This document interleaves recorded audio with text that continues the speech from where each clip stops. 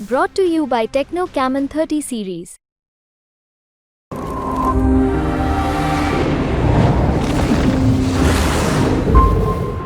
हरियाणा के लोगों को 4 जून का बड़ी बेसब्री से इंतजार है। नेताओं और पार्टियों की धड़कन भी बढ़ी हुई है। जीत हार को लेकर तमाम तरह के विश्लेषण सामने आ रहे हैं, लेकिन इस वीडियो में हम बात करेंगे भाजपा की रिव्यू मीटिंग को लेकर। नमस्ते, मेरा नाम है राहुल यादव और आप देखना शुरू कर चुके हैं हरियाणा तक। 27 मई को भाजपा ने पंचकुला में सीएम नायब सैनी की अध्यक्षता में एक रिव्यू मीटिंग की, जिसमें हालिया लोकसभा चुनाव को लेकर सीट दर सीट चर्चा हुई। इसके बाद बीते रोज सीएम खट्टर ने गुरुग्राम में एक प्रेस कॉन्फ्रेंस के दौरान भी लोकसभा चुनाव को लेकर कई महत्वपूर्ण बयान दिए। मगर सबसे पहले बात करेंगे भाजपा की रिव्यू मीटिंग को लेकर, जिसमें भाजपा के लिए खतरनाक संकेत निकलकर सामने आए हैं। हमारे सूत्रों से मिली जानकारी के मुताबिक इस रिव्यू मीटिंग में 2 सीटों के फंसने और 4 सीटों पर बेहद नजदीकी मुकाबला होने की बात निकलकर सामने आई है। जिन 2 सीटों पर फंसने की बात कही गई है, उनमें से एक है रोहतक लोकसभा और दूसरी है सिरसा लोकसभा। जब से हरियाणा में लोकसभा चुनाव की शुरुआत हुई है, तब से रोहतक में दीपेंद्र की जीत की आवाज आती रही, और जब सिरसा में अशोक तंवर के सामने कुमारी शैलजा कांग्रेस से चुनाव लड़ने आ गई, तब पूरे प्रदेश में यह आवाज सामने आई कि भाई अब हरियाणा में कांग्रेस की 2 सीटें आ सकती हैं, एक रोहतक और दूसरी सिरसा। और अब यही नैरेटिव भाजपा की रिव्यू मीटिंग से भी निकलकर सामने आया है। दीपेंद्र हुड्डा की जी तोड़ मेहनत, किसानों और जाट समाज की नाराजगी ने रोहतक में भाजपा की टेंशन बढ़ा दी है। इसके अलावा सिरसा में अशोक तंवर का उम्मीदवार बनाया जाना कहीं ना कहीं अब भाजपा को नुकसान करता दिख रहा है, क्योंकि सामने कुमारी शैलजा आ गई और फिर अशोक तंवर का बार बार पार्टी बदलना, सिरसा बेल्ट में किसानों का विरोध और जाट समाज, ये तमाम ऐसे कारण हैं जिनकी वजह से ये सीट बीजेपी की रिव्यू मीटिंग में फंसती हुई दिखाई गई है। वहीं अगर कांटे की टक्कर वाली सीटों की बात करें तो इसमें 4 सीटों के नाम हैं: सोनीपत, अंबाला, कुरुक्षेत्र और भिवानी महेंद्रगढ़।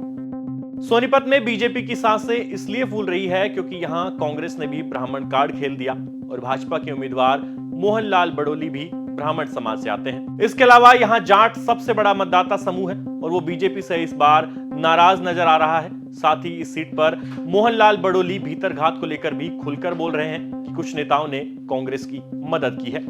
ऐसे में कांग्रेस के सतपाल ब्रह्मचारी और मोहनलाल बड़ोली के बीच सोनीपत में कांटे की टक्कर भाजपा की इस रिव्यू मीटिंग में सामने आई है। सोनीपत के अलावा अंबाला और कुरुक्षेत्र को लेकर भी बीजेपी की रिव्यू मीटिंग में कांटे का मुकाबला दिखाया गया है। अंबाला में वरुण मुलाना भाजपा उम्मीदवार बंतो कटारिया के मुकाबले ज्यादा मजबूती से चुनाव लड़ते नजर आए। हालांकि उन्हें समय जरूर कम मिला, मगर फिर भी वरुण ने इस फाइट को इंटरेस्टिंग बना दिया। कुरुक्षेत्र की बात करें तो यहां आम आदमी पार्टी के सुशील गुप्ता भाजपा के नवीन जिंदल को कड़ी टक्कर देते दिख रहे हैं। साथ ही अभय चौटाला ने भी अपने दावेदारी से इस सीट पर सबका सिरदर्द बढ़ा दिया है।